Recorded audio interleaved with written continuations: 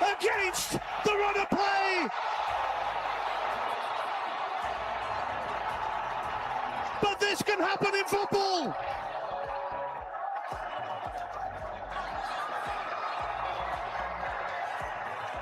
Paraguay lead, and that has fired the hopes of a nation. First, whips that in. Kai Havertz to the rescue. It's what they've been craving, but it comes as a mighty relief for Germany. Tar has blazed it over, horribly over, way over, back of the stand job almost, and it's back to Paraguay to clinch a place, maybe in the round of 16. You're getting to the point now where there's players stepping up that don't necessarily want to take penalties, and you can see why. A few have been in this position for Paraguay. But he scores! Paraguay have done it! Paraguay have won it! And they booted Germany out of the World Cup! Sabari in the run the other way. Van Hecke still bloodied up on the side of his face. He's had a rough night tonight. Weghorst's first touch, trying to flick it along. Somerville's got to step inside Mazraoui. Somerville tangle the legs, goes down and falls to Gakpo, scores! Cody Gakpo, first to react to the loose ball. The emotions overwhelm him as he gives the Dutch the lead. Mazraoui, Dutch-born Moroccan, carrying forward. Lays it out wide, chance to cross, numbers are in the box, and it comes out frame, it's a goal! It's Ethan Diop who ties the game right on the stroke of 90 minutes!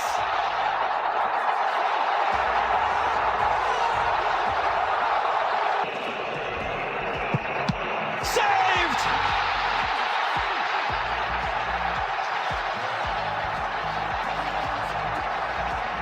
Bruno's ahead here. He senses this one from the beginning.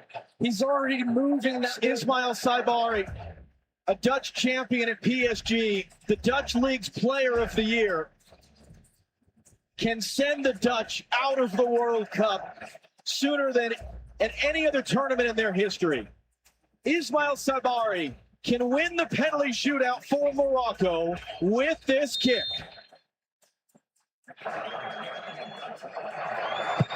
Yes! Morocco win and football wins. The team that came to play tonight are the team that are advancing. They deserve every minute of that match right there. Well done to Morocco. Kansas City!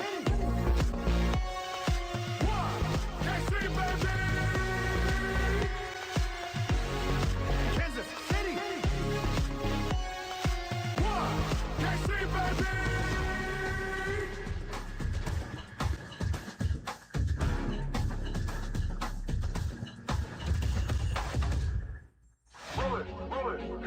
Good morning, Kansas City. This is New Day with SSJ on Sports Radio 810 WHB. Thank you very much for joining us on this Tuesday, June 30th, 2026.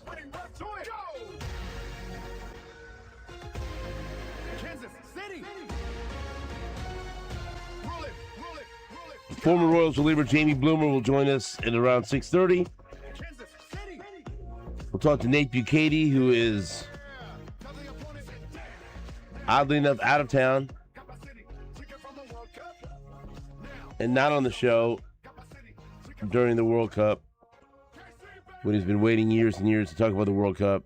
Not on the show during the World Cup after one of the biggest days in recent memory in the World Cup. So, hey, man, that's just the way the cookie crumbles, I guess. He's got to get a reason, though. His son's got a soccer tournament in St. Louis, so. Excused absence, I suppose. I think he'll be back tomorrow, right? I have no idea. Right. Why would you assume that he's back tomorrow? Because it got it pushed in just one day extra, right? I don't know. You make very strong assumptions about people being here. I'm expecting him. Here's who you should assume that will be here. Me. Okay. After that, no guarantees in this life, buddy. Bluma's consistent. He's already here. Right. Yeah, Bluma is consistent.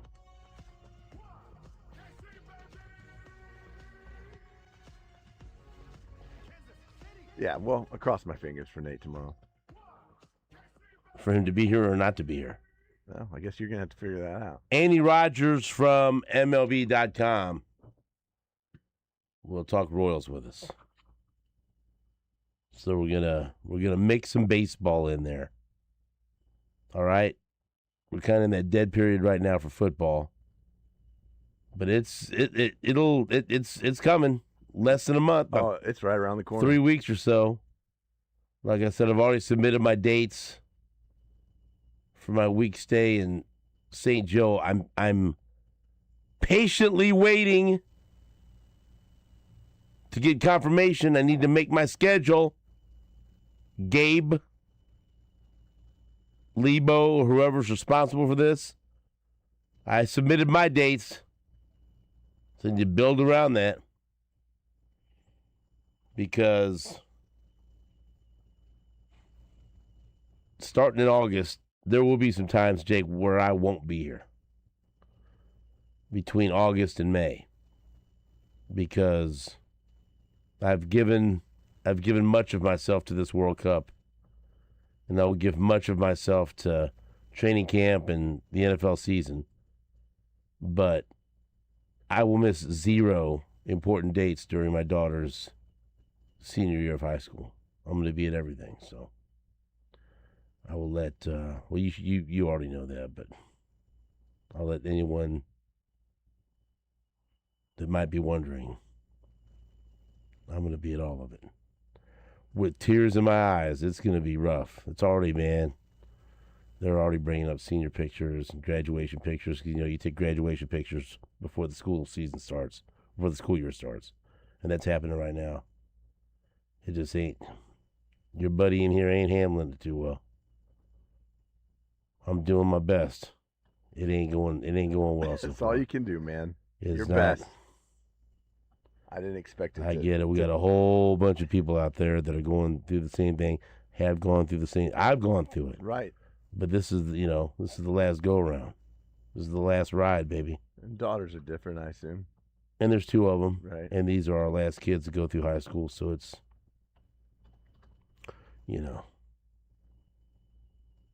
But right now, the World Cup is a welcome distraction because that was a lot of fun yesterday. 3 dramatic matches. I'm glad we did not put together any kind of parlay because that would have blown up.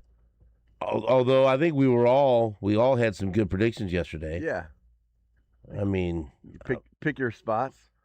I was pretty clear that I said the over. You were on Japan and Brazil. And in fact, I named the score. Yes, you did. You were all over. I said I'm looking for a 2-1, and it was. Now I didn't take advantage of that because I'm an idiot. I did. I just did. You know what? I listened to our World Cup guy because yesterday I just wanted to watch. Yeah. And I'm like knockout rounds different, obviously. Yeah. Much different than. I don't want this to be. I'm not turning to Brandon Sorsby here. I don't want this to be all about gambling. But if you're wagering on soccer, on World Cup soccer, knockout rounds are much different than wagering in the group stage. And so I kind of just wanted to, in my mind, okay, this is what I would have done. How would this have played out? I think it's a reasonable approach. And so then I was very angry after I had said on the show with the over-under 2.5 for Japan and Brazil, I think it'll be over, and I think the score will be 2-1. So if I had any balls, could I bet on 2-1, the exact score? Yeah, oh yeah, you would have gotten really good odds on that too. Stupid. Like picking the exact scores, I mean, if you get like massive odds. Well, I had it. I said it on the show and I had it. So I should have bet it. I did bet the over. I had a pretty good day yesterday. Everybody was surprised that Germany was eliminated by Paraguay, right? Yeah, they were gigantic, absolutely hosed. gigantic upset. So you did not like Oh no, that was the goal being disallowed. it was horrible call. Okay, It was a horrible call. we'll get to that in a second. And look, I'm not gonna get. I don't want to get in this debate about what's the best way to decide a match in the World Cup in the knockout round, whether it's the golden goal Nope. or penalty kicks. They have it. This is how you do it. This is the best they got. This is what I'm telling you. All right. And I read actually a pretty good. Tell me if I'm wrong. A pretty good reason why. It was a pretty good argument against the golden goal, because teams then are so afraid Right. to make a mistake. It's not exciting. They just pack the defense. They're playing and for a it's- shootout at that point. And it's not entertaining. Then you get a boring 30 minutes. Is that right? Yeah. I mean, look, I think they have it perfect. I think you're going to get the best result. You get the best drama. Golden goal is interesting. I mean, the only thing I would say, if you did that, like you do like what they do now, and then in between the extra time and the shoot, like you got 2 15 minutes right now. You got Yes. 2 15-minute extra time periods. After that, maybe do 2 5-minute golden goals. But see, here's the deal. That's fine. Right. I don't. But I don't I'm want. not going to pretend to have the super strong opinion on it. What I can tell you is this: as a sports fan, when it's time for penalty kicks, I can't wait to watch that. It's phenomenal. I can't wait to watch that. It's some of the best drama in all of sports. And then I want to ask you about it the next day because you play goalkeeper. But that is, and I'll for even now, like I'm interested in watching these matches. I'm enjoying watching them. Sure. Nowhere near the level of, I mean, no one's near the level of Nate. Nate's in outer space somewhere, circling the moon. But I mean, you love it more than anyone that I know.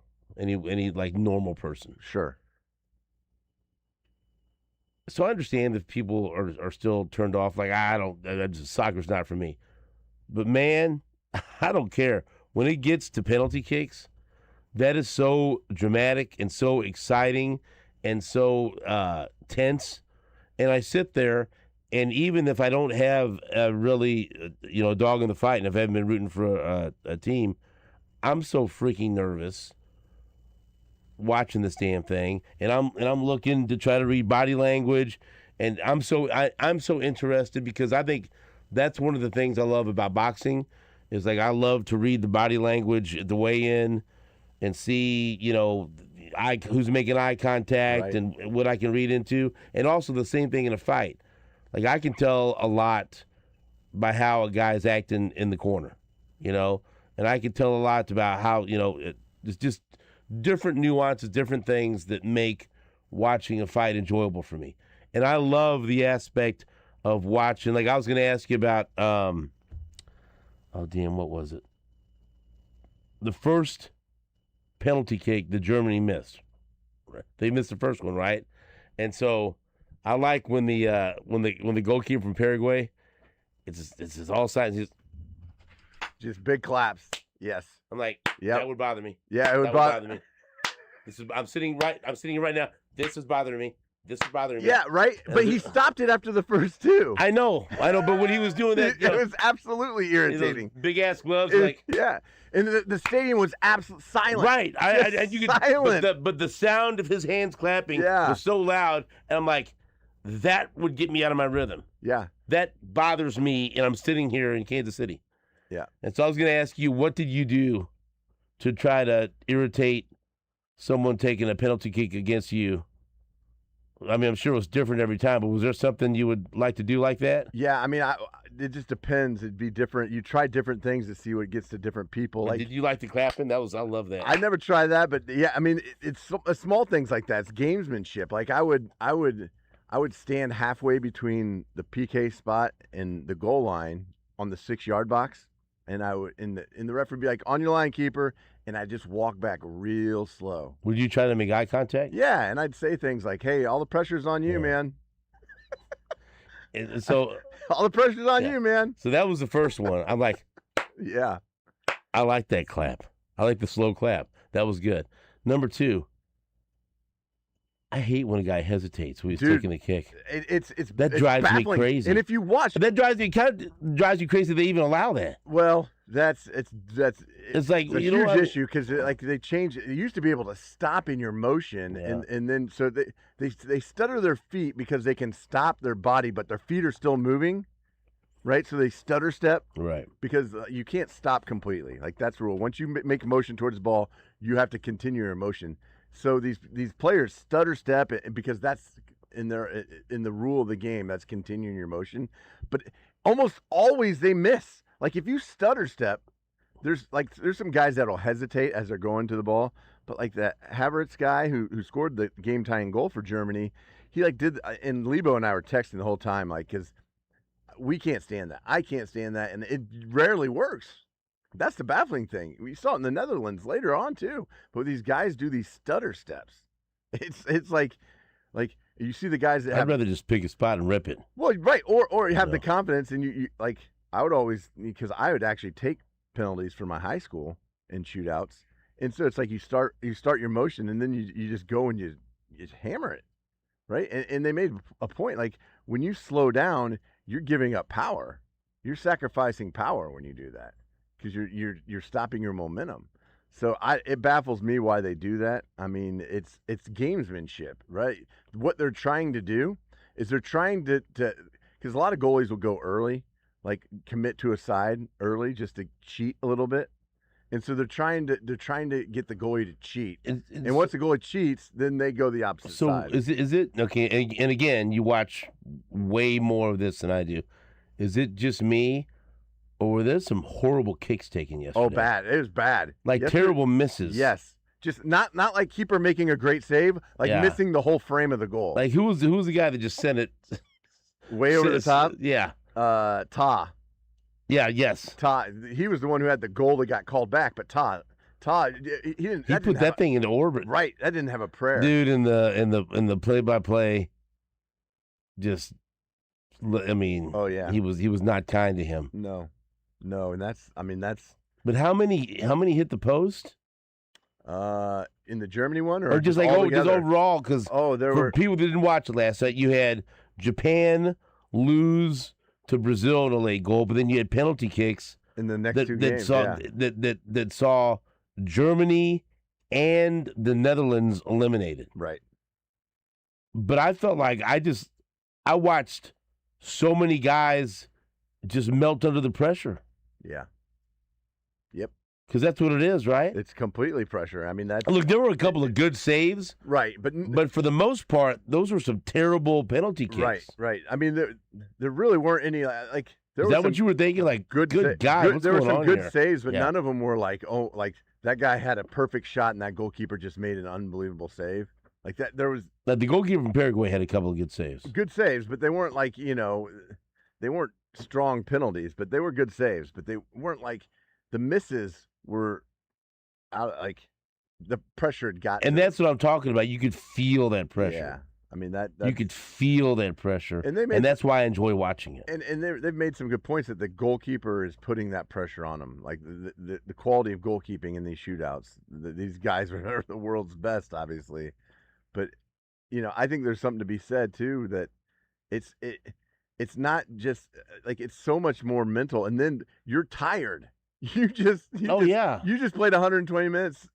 And so it's like. That's why, see, I'm getting they just brought a guy on late for that purpose, for penalty kicks. And he was fresh and he was. Yeah, that's last night in the late game, in the Netherlands-Morocco game. I could watch penalty kicks all day. And I can just watch that all day. Yeah, it's fascinating. And I'd never get tired of it. It's a fascinating human study. That's what it is. But those are my favorite. Like, I love watching a guy taking a 52-yard field goal attempt with the game on the line, and just seeing how he reacts to the opposing coach taking a couple of timeouts, and the gamesmanship, and trying to get inside someone's head. You know, I mean, I love those moments in a baseball game where it's 3-2 and the bases are loaded and 2 outs, and and any moment could turn the game either way. That's what we wait for. Late game basketball free throws.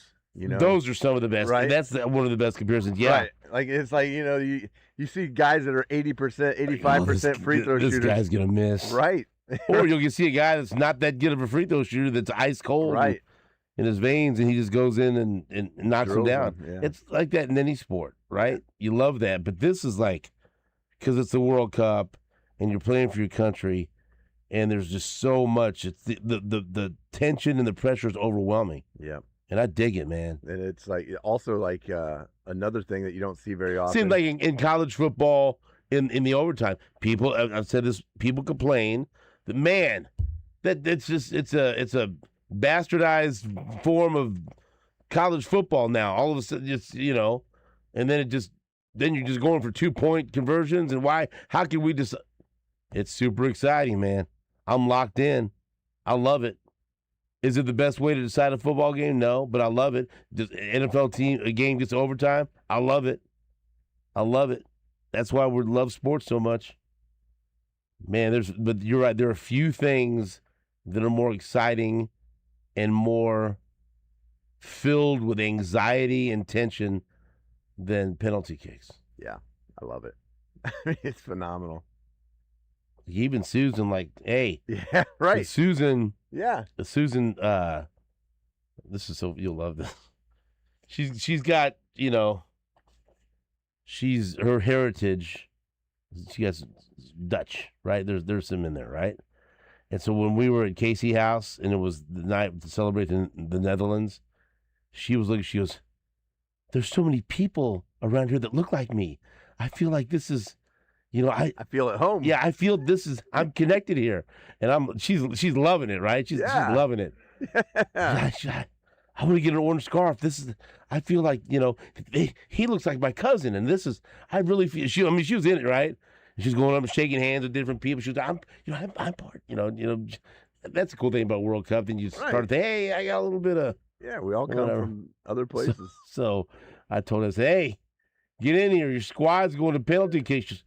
What happens? What do you mean? As I quickly explained to her, and she's, all the people that were here and they're in Kansas City, and I go, yeah.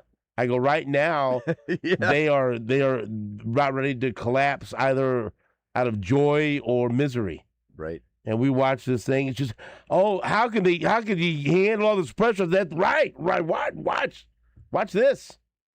So you think we just went through an anxiety-filled episode of Dutton Ranch, which we did.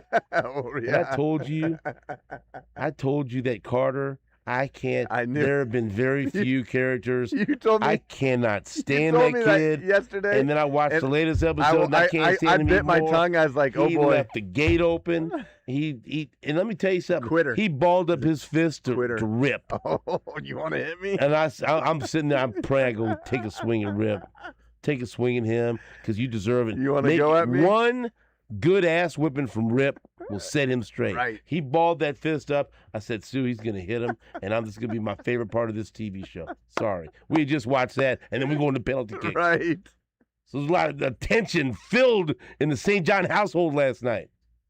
And we had the latest episode of House of the Dragon. Hey, boy. We were getting stuff done. We were feeling it last night. I was up. Wow. I was up until like 12:45 watching stuff last night. That's later than I was. I'm watching House of the Dragon. I'm watching penalty kicks. By the way, I'm watching Dutton Ranch. I'm watching more penalty kicks.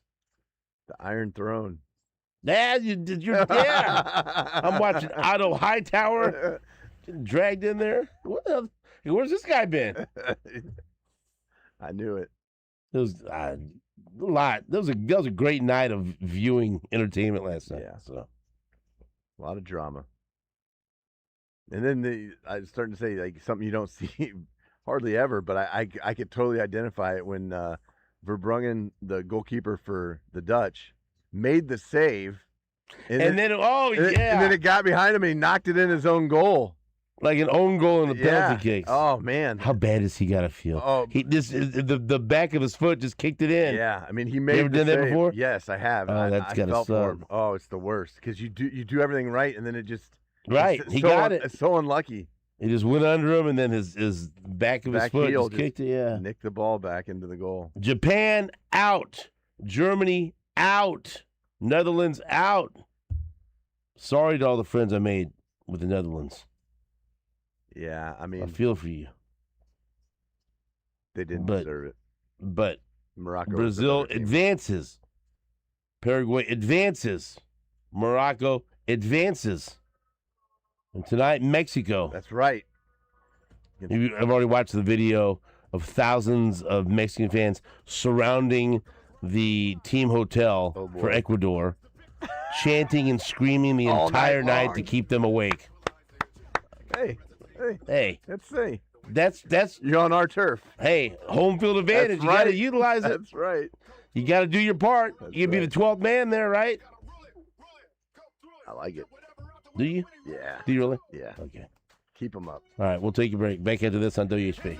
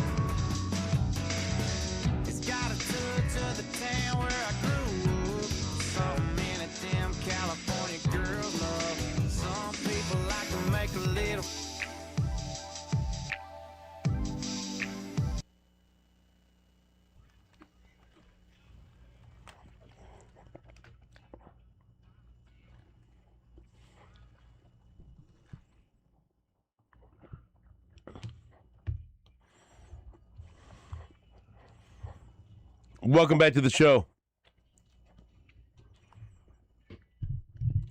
Jake, you realize the Netherlands have not lost a World Cup game in timed play since the 2010 final. Yeah. They lost in the semifinals in PKs in 2014, didn't qualify in 2018, lost in the quarterfinals in PKs in 2022, and then yesterday lost in the round of 32 PKs. World Cup record, right? We now invite and welcome Jamie Bluma, former Royals reliever, in studio. Bluma, what's going on? How you doing? I'm good. We'll recap our busy weekends. Goodness. I think you love penalty kicks too, don't you? You know what? Emily caught me watching it at the house a couple times yesterday. She's like, "You all right?" Like, yeah, this is this is as good as soccer can get. You just phrased this as if it were porn.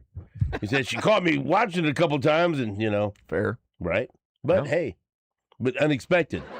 Shouldn't expect to walk in on you watching some soccer. And I was just trying to. Were you like hiding the, No hiding. Quick, change real quick. I was chatting with Jake on what can be offsides during a penalty kick. Well, trying to get a crash course. Corner kick. So asked if they're offside. Corner kick, not penalty kick. So tell me, before we leave it and move on to other topics for now, you said that Germany got screwed. Yeah. And their late goal, where it looked like they were going to advance, was disallowed. Right. Why?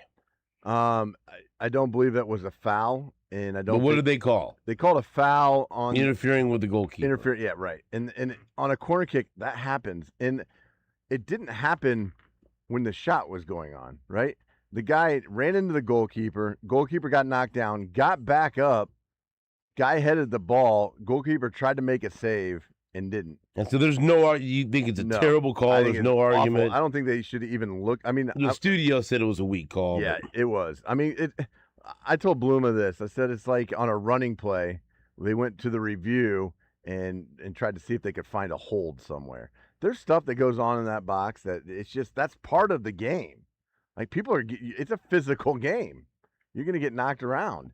But it didn't affect him trying to make a save on the goal, right? It happened moments before that. The keeper got up, got set, and the header got past him. But that decided the match pretty much. Absolutely. It changed the whole complexion of the game. The game probably wouldn't have gone to penalties if they don't make that call. And I hated that it went to review. Like I would have even felt better about it if the referee saw it and called it when it happened. I would be okay. Well, he made the call, right? The fact that he's like, nope, didn't make the call, didn't see it when it happened, and then went to review it and then changed it. Like that bothers me more. You hate the call, right? I would accept the call if it happened in the run of play. If the referee made that call in real time, then I'd be like, okay, all right. But the fact he didn't, and then they went back and reviewed it, that's what pisses me off probably most about it. Have you seen many people defending the call? No. What's been the consensus? I mean, I just heard what the studio analysts were saying. They said it was a weak call. Everybody thinks that it's a weak call that I've seen. Pundits, I haven't heard anybody really make a defense for it. And it's even for me, even being a former goalkeeper, it's like goalkeepers are, and I'll admit, they are overprotected in the game. It's like my older brother was a goalkeeper. I was texting with him. He said, terrible call. Peter Schmeichel was in the studio. I expect you to defend the call. No, right. That's what I'm saying. As a goalkeeper, that's just part of the deal. Get through it, get up, and make the save.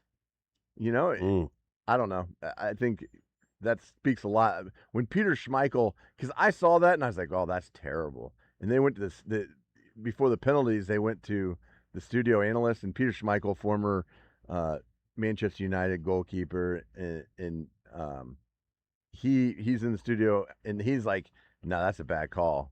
And it's like, okay, well, then I'm vindicated, right? That's it's a bad call. It changed the game, and it sent Germany packing. Who were you rooting for in that game? Germany. I can't stand Paraguay. I can't stand them. I can't stand them. Can you tell me why? Yeah, they're honestly, I love to hear his reasoning. I do too. I never know. So I was watching. They were playing Turkey in group play because Paraguay was the United States' first opponent. I would say Germany should have did what the United States did and scored 4 goals. It would have been more effective. It would have been way more Like that effective. one, don't you? Thank you. So That's some U.S. soccer humor. they were playing Turkey. I watched that whole match, and they were down a man. They went down a man early, and they flopped around, laid on the ground, wasted time. It's just the brand. You don't like that. I don't, and it's very South American soccer. It's they call it the dark arts, right? In soccer, it's the dark arts. It's wasting time, and You didn't appreciate that. No. So now you're no. you weren't happy with them. Most people were happy with them beating Germany. You were not. And now they're going to get murdered by France. Whatever the over is, take Very it. violent way to describe that. Well, That's one of my favorites. Yeah. Have you seen that? what? I'll send it to you.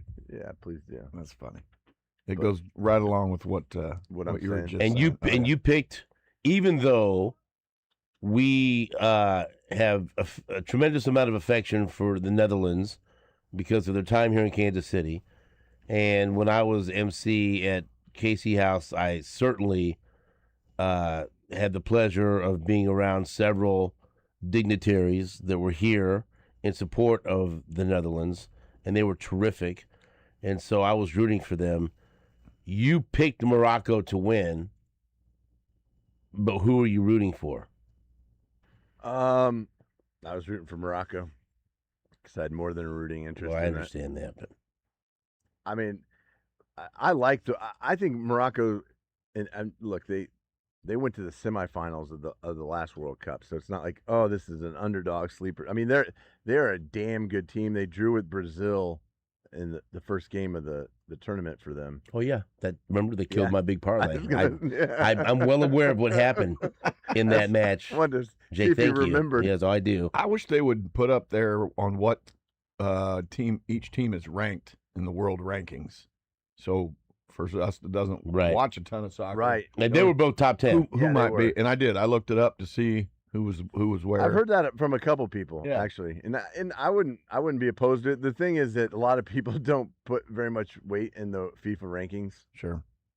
because they're not always accurate. And they fluctuate a lot. Yeah, I said they they do. do live. You can look at the Right, live they standings. move a lot, They do. right? So, but I don't think that's a bad idea at all. I think that would probably help people that aren't like just so they have an I'll idea. give you a frame of reference of how big of an upset this will be, or Right. how closely matched these two teams are. There's nothing wrong with that. No, I think it's not. I think it's a pretty good idea, Bluma. Well, I don't have many of them, but maybe that's one. I hated to miss the Thursday Orange Crush down there. I know Emily got a chance to go down. That was the impressive. walkout? Oh, yeah. Thousands and Yeah. thousands of Yeah. people. I was on my- at I was one on point my in way time to over Wichita. 30,000. I heard 36 was the most I'd heard. At first it was 22 and then 36,000. I was thinking about going, but I was on the air until 10. And You then were I going had to be down there enough. Well, I had a remote following later that. on, then so Right. this is I have a window here to go just do nothing. I was So getting those many windows are important. many snaps and videos from Emily and the crew while I was on my way to Wichita. Yeah. I bet. Impressive. Okay, so let's run through, Jake, the schedule for today and tonight. Oh boy, here we go. Ivory Coast and Norway. I'm looking at Norway here plus 115. Who's your pick in this match? Oh, I mean, it's going to be a great game. I think I'm going to lean Norway. I think they Okay. look like a team that's playing together. That game is in Arlington. And their fans are some of the best right now going in the World Cup. I mean, they are loud. I like when they row. Yeah, that's awesome. It's an awesome scene. I was doing that with Kai Kamara on stage, and you'll enjoy that. I tweaked my back doing it, and we were like, all right, let's go. All right, and we're done. Okay, and backstage to find the nice pack. Okay, so second match will be France and Sweden. Yeah, I think Sweden's in big trouble. Well, yeah, because everyone says France is the best. But also, like, Sweden's defense is terrible. France minus 340. The over-under here's 3.5. That's the first over-under that's been 3.5. Yeah, they've all been 2.5 up to this point, right? Okay, and so finally, the main event for us, Mexico and Ecuador at 8 p.m. in Mexico City. This is the first over-under that's been 1.5. All three of them were 2.5 yesterday, and so this one's 1.5. Mexico plus 130. Just In Mexico City. Yes. Yeah. Don't speak with your heart. Speak with your head. What's going to happen here? I think Mexico has the advantage. I mean, Ecuador is a good team. I mean, they are. We saw. I mean, they were here in Kansas City when they played Curacao, and it took a Herculean effort from the goalkeeper of Curacao and 15 saves to draw that game. But we saw how effective Ecuador could be and how dangerous they are. Curacao not even close to quality as Mexico, but I think it is going to be a low-scoring game. And I expect Mexico to ride the momentum that they came off that last win with. And I do think playing in Mexico City, I think it's going to be something else. I think it's going to be a sight, man. Did you see the video I was telling you about? The hotels? Yeah. Not yet. Did you send it to me? No, I will. All right, according to this, Mexico is ranked on 9th, and Ecuador is 24th. All right. There we go. I think going into the World Cup, they were 15th, 14th or 15th in Mexico. Yeah, them and the United States are right next to each other. Yeah, that's right. Here we go. Look. It's outside the hotel. Outside the hotel. All night. Look. All night. Just constantly driving by. Look, they got their lights on. The players are looking from the hotel, like. So I don't know. That's good. I like those tactics. Yeah, absolutely. As a fan, you can make a difference. That's exactly right. We'll be back after this on WHP.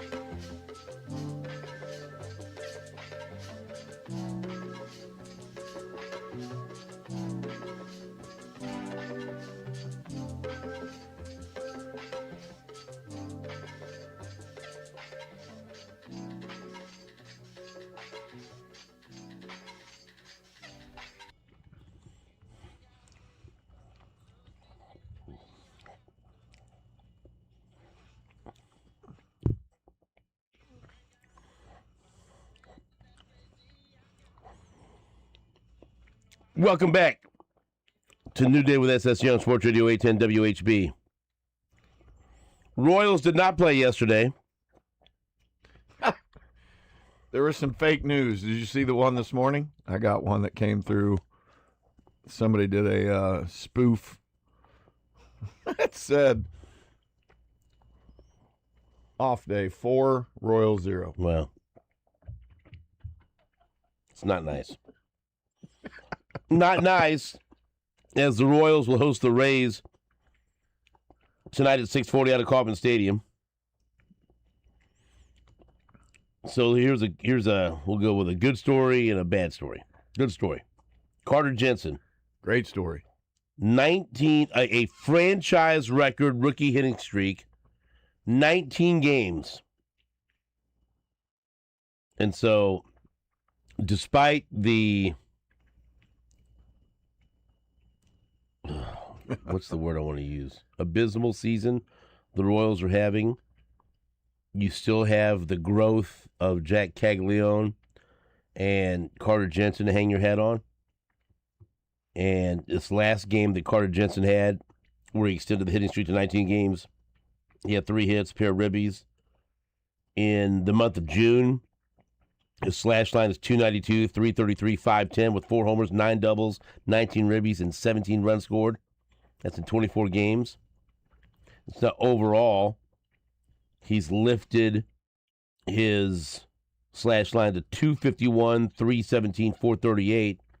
So now he's up to a 755 OPS. Got 11 bombs on the season. Driven in 45. And like we said, right now, enjoying a 19-game hitting streak. That's nice because right before I think all this started, he was mired in a bit of a slump. And then to have him rebound and do this, and a lot of times during this streak, it's not coming down to his last at-bat. He's gotten his hits in early, seen the ball well, and bounced around a little bit in the lineup with Cags being out. I mean, he's bounced. Bobby being out, leadoff spot. Last game he was hitting in the 3-hole. And still doing a good job behind the plate too. So kudos to him to continue to grind it out in a tough year overall. Nice job, Carter Jensen. I like him in that leadoff spot. I do. I know we talked about that even before the season started, if that was a possibility. And I'd like him in the leadoff spot. He does a good enough job getting on base, and he can run a little bit. I mean, for a catcher, he's not some slog over there. So Just he can get do on some base. things for you. Yeah, exactly. Okay, just overall, all teams, this is the longest hitting streak by a rookie catcher within a single season since who? I saw this. Come on, Jake, you're eligible for this. Ivan Pudge Rodriguez. No. Big name catcher. Still involved in the game. Sandy Alomar. Nope. A.J. Pierzynski. This catcher had a 21-game hitting streak from July 4th, July 28th, 2010. Joe Mauer. No. Buster Posey. Buster Posey. Okay. There we go.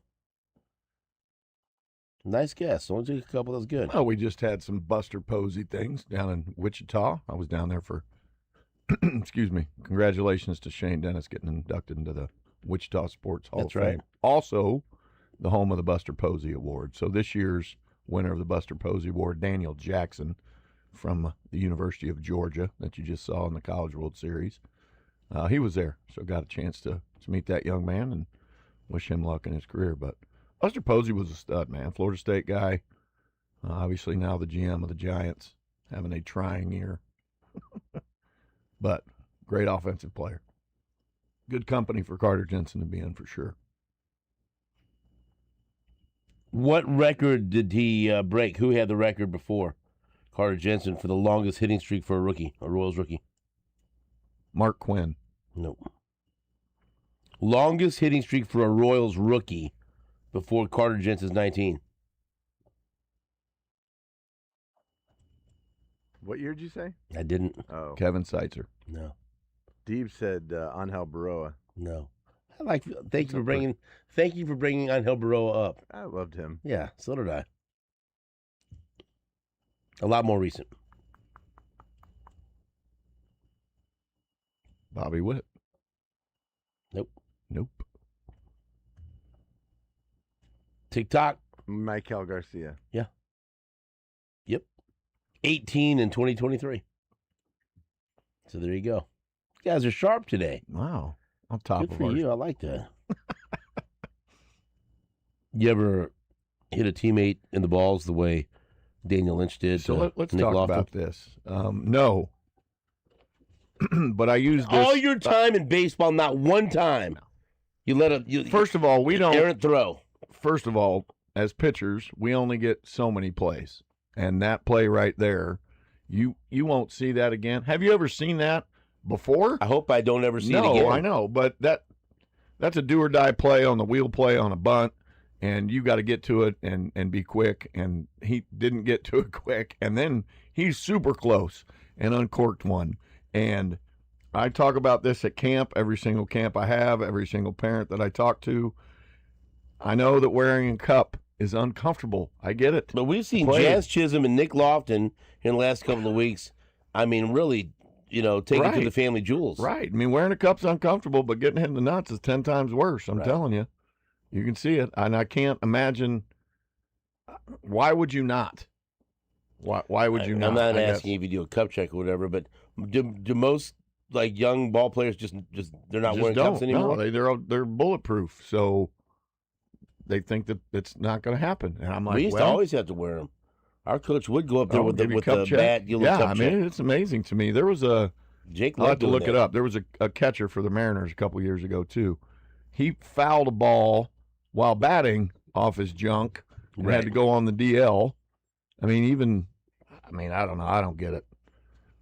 And I don't know how many. It's a good lesson for the I don't kids, know. though. That It's you a can great use, lesson right? for the kids, and I can show the video. And I remember when I was in high school and we went and watched Earl Roberts play a game, and a batter hit a line drive back to the pitcher, squared him up. He had a cup on, I found out later on, and it broke his cup and caught some stuff in there in the break of the cup. So we had to have a surgery. I don't think he lost the family jewel. didn't lose a testicle, but That's right. I don't know, man. That's Every damn night on the telephone. wear a cup. Look, and so this reminds me of, boxing or sparring. You always wear a cup, right? Well, it's a No, yeah, I don't know. Well, you step into it, you wear, yes. Sure. Okay. An old school jock strap. Well, it's made out of leather. It's Okay. sizable, but you got to get the right size. You can't let it be too loose. Okay. Like this for easy. That's Right. something similar to what I used to wear. Well, See? I mean, there's the So right then- above it. so Even that- that boxing cup right above it is right very there. similar. See that? See, it's very similar. I to like it's called Casanova. Of course it is. But there was a guy in a fight that had borrowed one.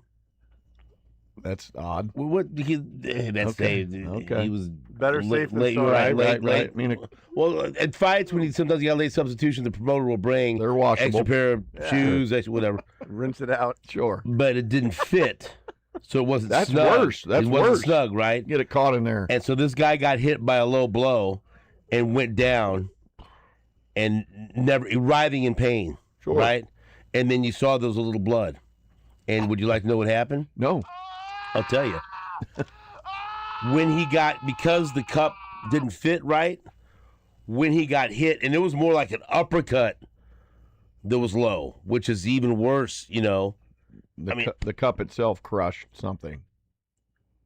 One of his testicles was caught between the cup and his leg, and when he got hit by the punch, it ruptured his testicle. And that's not a joke.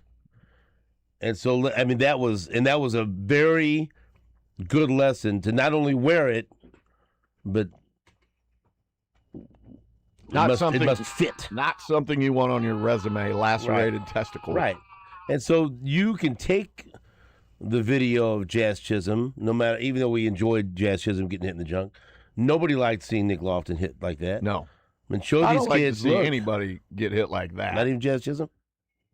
He got slobber cocked again yesterday Whoa, from the right. whoa, from the right fielder. Did you see that last night? We'll talk about that too. But, you know,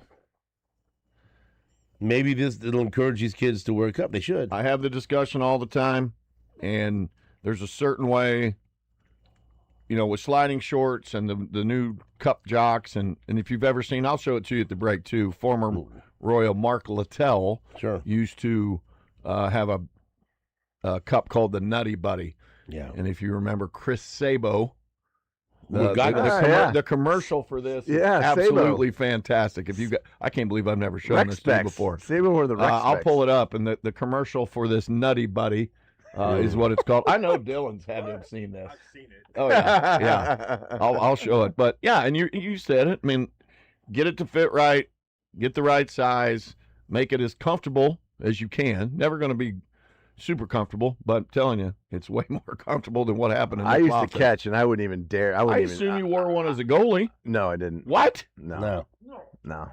Holy shit! This guy was double tough. Man, He invited it. He was ready for it. I got a couple of got them. some brass cojones, man. Well, there were a couple times that really made me think about wearing one, but it's I'll tell a story to Dylan. So I didn't used to wear one in college, and we had turf, so balls got to you quick. I'm pitching in Spokane, Washington. His father was actually at the game, and the last out of the game, a guy hit a couple hopper and smoked me, and I threw the guy out at first and took it to the locker room, and from the dugout to the locker room was this long hallway, and I barely made it there, and I didn't really shake hands after the game, so George thought I was a jackass, and he found me leaned over in the bathroom throwing up from getting hit in the junk. After that, wore a cup. It's all fun and games until it finally happens to you. Unbelievable. We'll be back after this on WHB.